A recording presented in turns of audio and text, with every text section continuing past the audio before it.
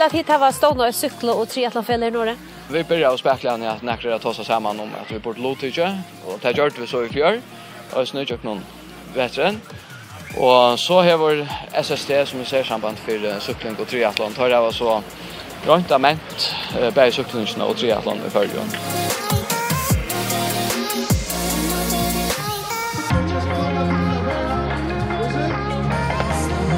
Så blev det att oss om okej, det är stort att vi ska över fler fel än bara 8 havnafälla eller 2. Och man lyckas som fäkta mer ut i nöjsen om man får fler vi hoppar på vaknen.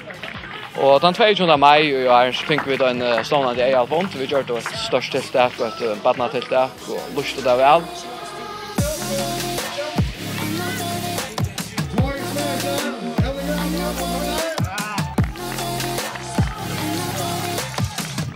Jag har alltid själv att det är fantastiskt att kunna låta just ner.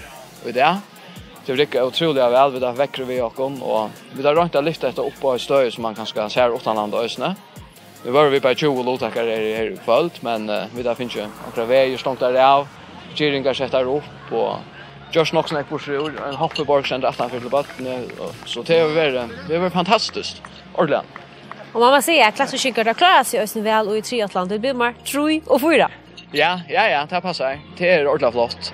Och vi har vant nek och ja, fällskapen är otroliga goer, men kanske cyklar man mest om man vinner triathlon. Näka av havsvimmingar och snö och swimming inne. Så nästa år tar vi det kanske av Havnamånen. Ja, det är så det. Tar det goer. Tar det öliga goer. Och tar alltså bara för andra han blev Europamästare i age group 35-35 i fyra. Och Jack Peter han kvalificerade sig till VM som är i Amerika. Jag var inte när det var. Så det är tungt ranger som man är uppmöter. Men bäst ett nu för den. Tack för det. Och han fick sammanstående 16 fjärde